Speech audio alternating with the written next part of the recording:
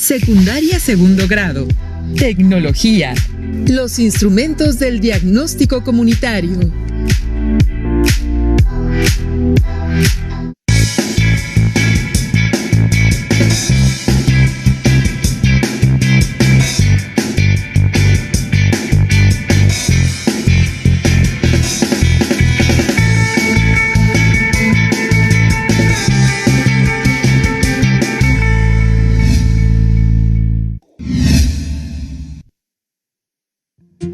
Diana, me da gusto verte de buen humor. ¿Ya tienes señal en tu celular?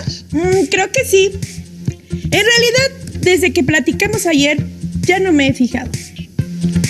Solo he pensado en el diagnóstico comunitario y la forma en que puedo hacerlo. ¡Qué emoción! Entonces, seguro que traes mucho que compartir. Claro que sí, pero antes de dejarme llevar por la emoción de compartir lo que investigué, démosles la bienvenida a las alumnas y alumnos que están en su casa. ¿Cómo están? Les damos la más cordial bienvenida a una sesión más de Aprende en Casa 3, de la asignatura de Tecnología segundo grado. En esta sesión estaremos con ustedes la maestra Vanessa y la maestra Diana. Antes de comenzar, quiero preguntarles a las y los estudiantes, ¿se lavan las manos con agua y jabón varias veces al día? Recuerden que es muy importante cumplir las disposiciones sanitarias. Quédense en casa lo más que puedan. Si salen, utilicen de forma correcta el cubrebocas. Y si estornudan, deben de hacerlo cubriendo su boca con la parte interna del brazo. Por favor, tengan a la mano su cuaderno de apuntes de tecnología y lápiz o bolígrafo. A lo largo de la sesión, seguramente identificarán algunos puntos importantes que vale la pena anotar, así como dudas e inquietudes.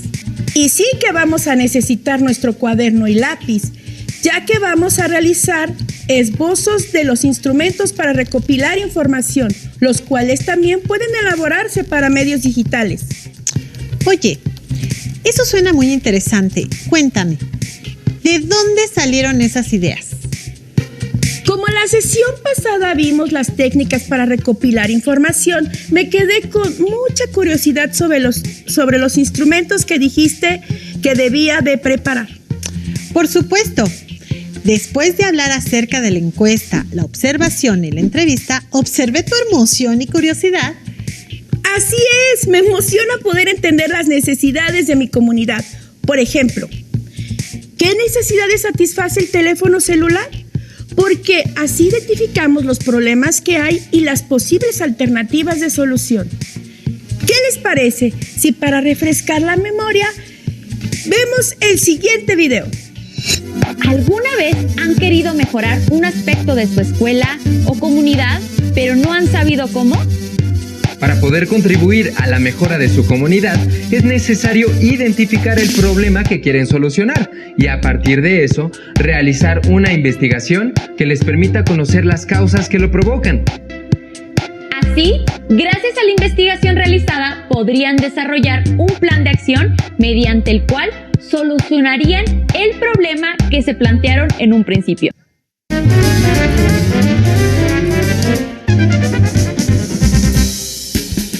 Para buscar solución a un problema de la escuela o de la comunidad, lo primero es identificarlo, saber de qué se trata, dónde está y qué efectos puede provocar.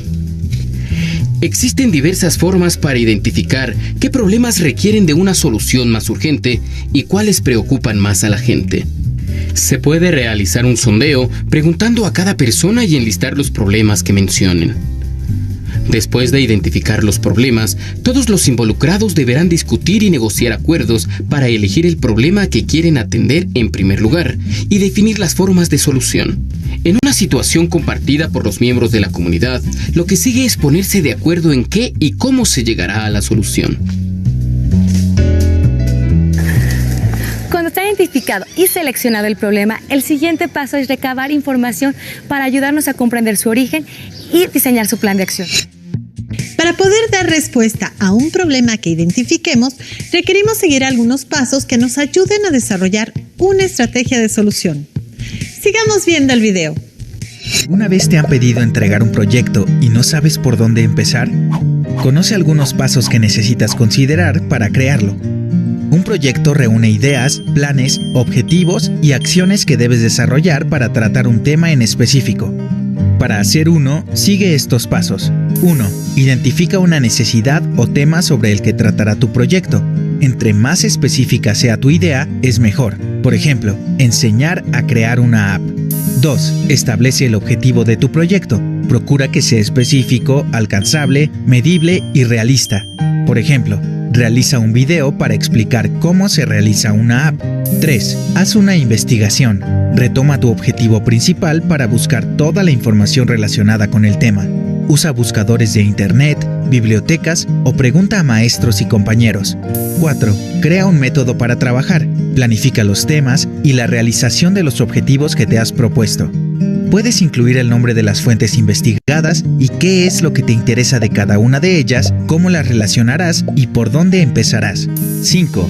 Planifica tus actividades. Puedes crear un calendario por semanas o meses, donde definas el tema u objetivo a trabajar, así como el tiempo que estimas que te llevará a resolverlo. Esto te permitirá avanzar de manera ordenada y terminar a tiempo tu proyecto. 6. Evalúa constantemente tus avances.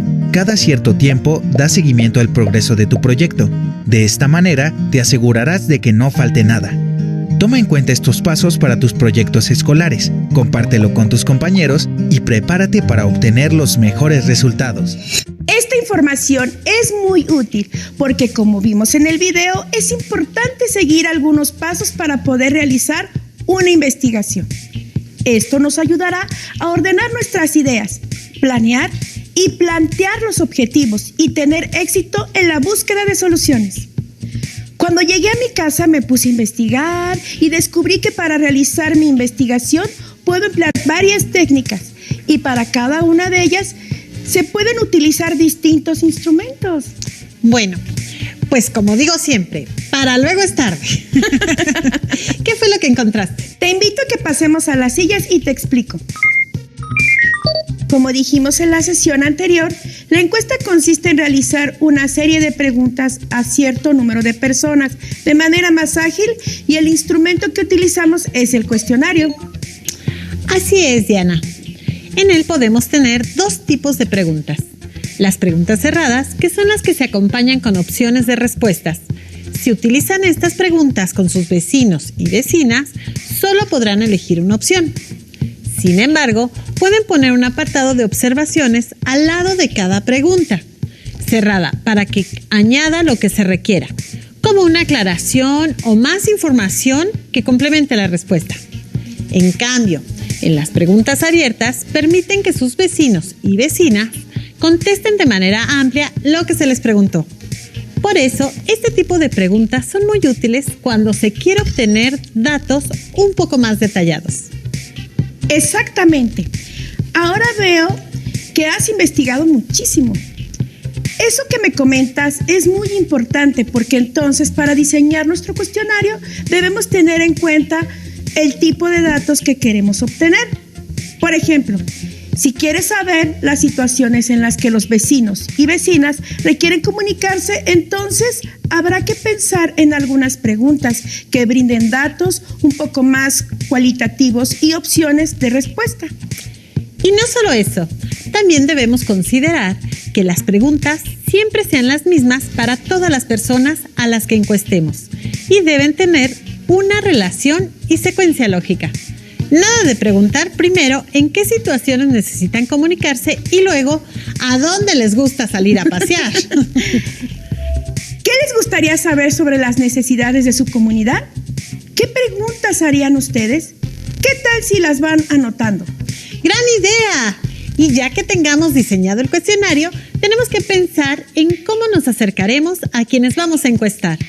Si fueran tus vecinas y vecinos, quizá lo más fácil sería ir de casa en casa o esperar en un lugar público para encontrarlos, como un mercado o un parque. Híjole, pero con eso de la contingencia no creo que se pueda. Lo he estado pensando y me parece que la forma de hacerlo sería por internet. La ventaja es que así podría llegar a un mayor número de personas de nuestra comunidad sin invertir tiempo en visitas. Sí, no olvidemos que estamos en contingencia sanitaria y realizar nuestros cuestionarios a través de este medio permite cuidar de la comunidad y a nosotras mismas. Así que podemos usar el correo electrónico o sitios web gratuitos que nos permiten enviar y recibir las respuestas de manera muy ágil, sin tener que descargar nada en nuestro teléfono o computadora. Aunque, claro, que también hay muchas aplicaciones útiles, porque no ocupan tanto espacio en nuestros dispositivos y son populares entre las personas que queremos encuestar. Otro punto importante a considerar es que hacer cuestionarios por internet ayuda a las y los encuestados a no sentirse presionados o presionadas por nuestra presencia. Y podría ser que le dediquen un poco más de tiempo, ya que pueden hacerlo cuando estén más desocupados o desocupadas. Sí, mira.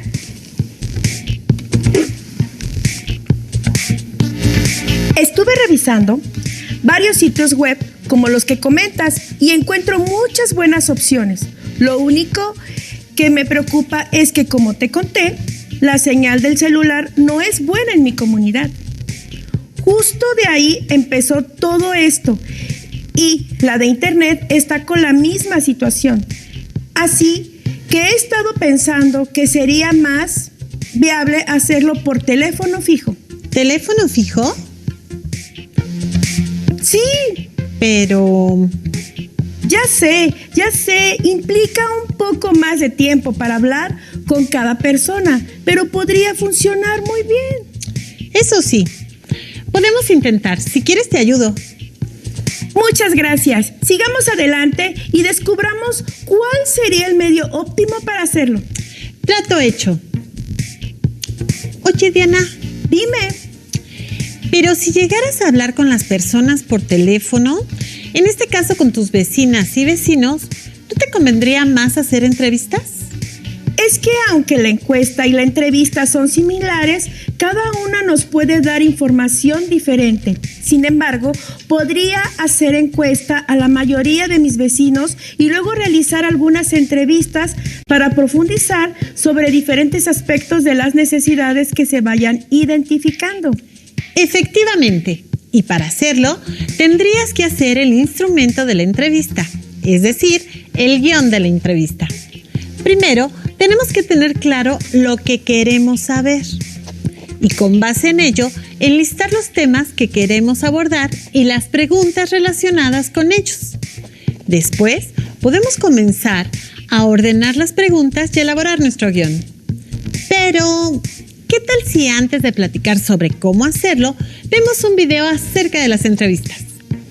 Me parece perfecto. No olviden registrar sus ideas, hallazgos y dudas. En el caso específico de la entrevista, esta tiene la finalidad de obtener información específica a través de preguntas previamente elaboradas. En la entrevista se puede incluir un diálogo, en el que se propicia un intercambio de puntos de vista para agilizar el tema.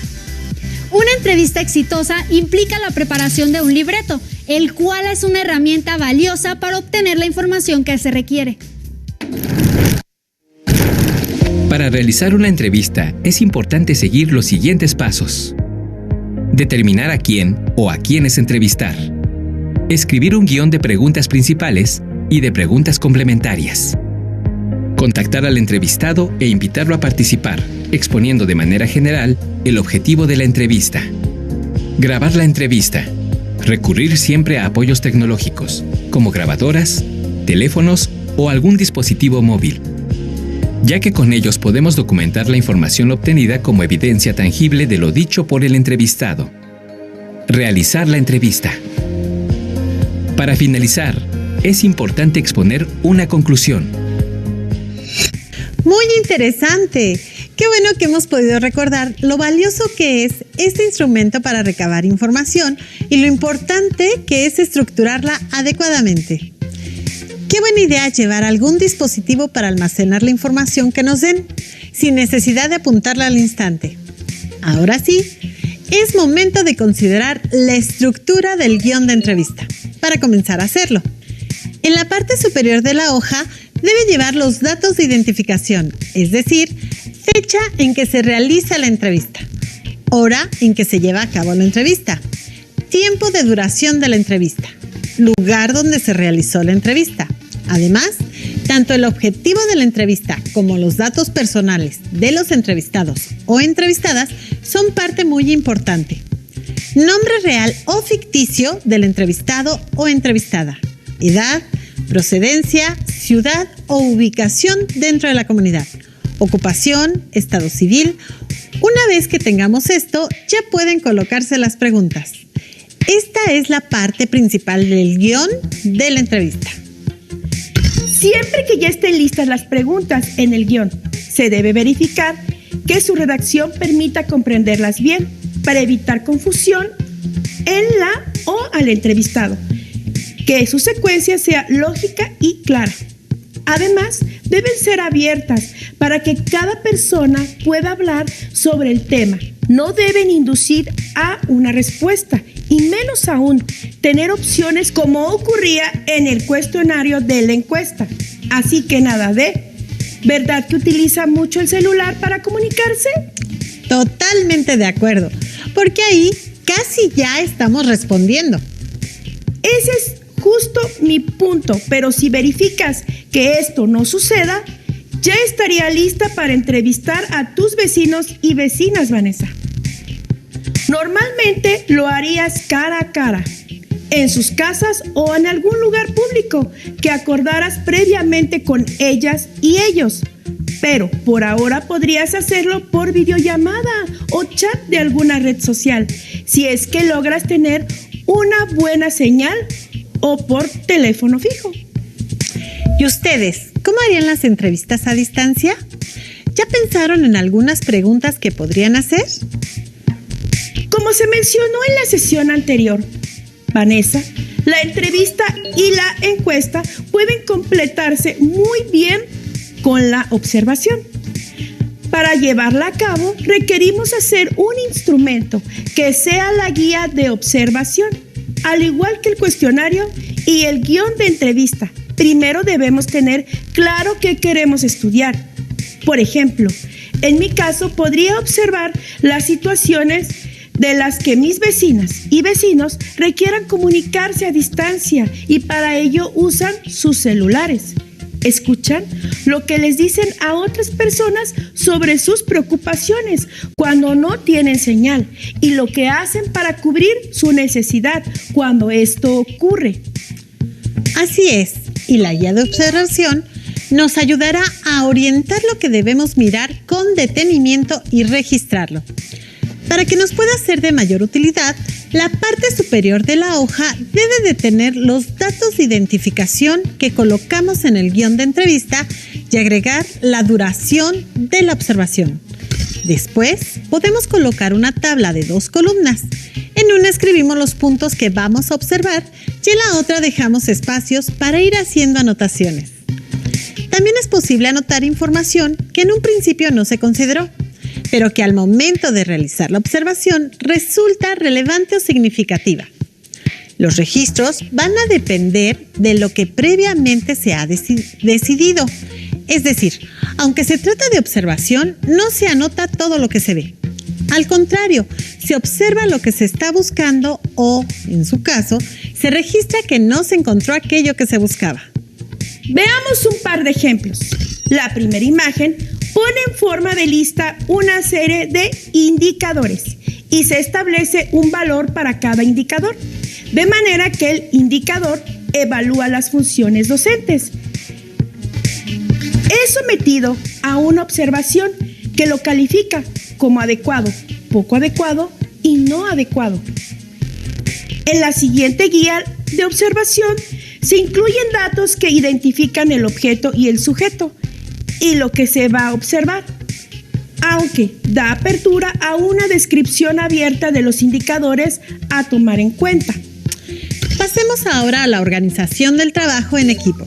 Y es que, para la aplicación de instrumentos que permitan obtener información de las necesidades de la comunidad, se requiere la definición de tareas y responsabilidades que cada participante ha de tomar, de acuerdo a sus habilidades y capacidades. Cada participante ha de desempeñar una función diferente. Consideren que todas son igual de importantes, pues si una falla, el trabajo de todos o todas quedaría incompleto. En cambio, si todas y todos cumplen la actividad encomendada, los resultados serán en beneficio de todas las y los participantes. Para abonar a la asimilación y comprensión de estos contenidos, veamos el siguiente video.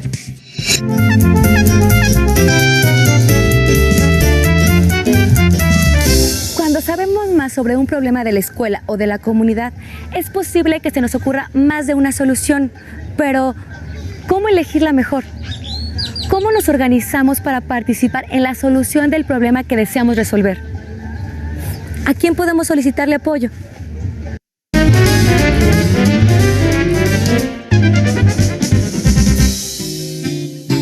A través de un plan de acción se definen las acciones y tareas a realizar. Quiénes son los responsables, el calendario de actividades, así como los recursos. Los aspectos a considerar en el diseño de un plan de acción son: definir un objetivo o meta clara, que permita enfocar las acciones y establecer la base para evaluar los avances. Establecer las acciones que se van a realizar, es decir, las actividades y tareas necesarias para llegar directamente al objetivo, sin rodeos, en el menor número de pasos. Asignar tiempo para realizar las acciones y definir cada una. Considerar la realización de actividades simultáneas siempre dirigidas al logro de los objetivos del plan de acción. Definir quién o quiénes serán los responsables de cada acción, qué deben obtener y cuándo informarán sobre los resultados. El plan de acción puede ajustarse o modificarse dependiendo de los resultados que se van obteniendo. Como vimos en el video, trabajar en equipo nos ayudará mucho para encontrar la mejor solución al problema que queremos resolver. Se aprovechan los talentos de cada una de las y los integrantes. Se trabaja por un objetivo común.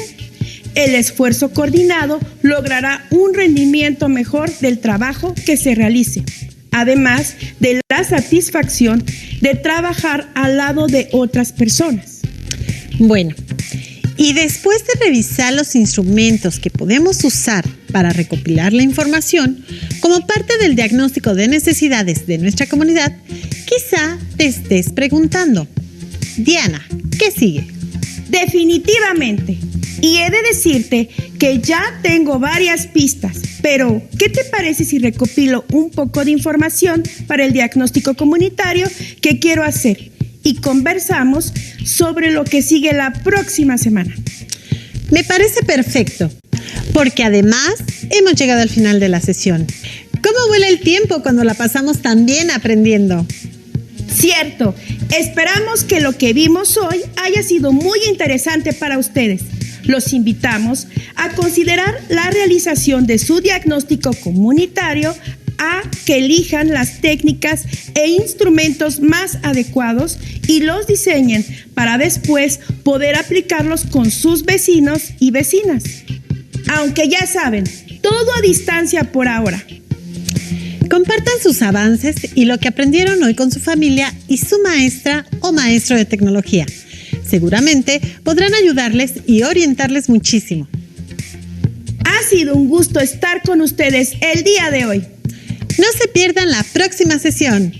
¡Hasta pronto!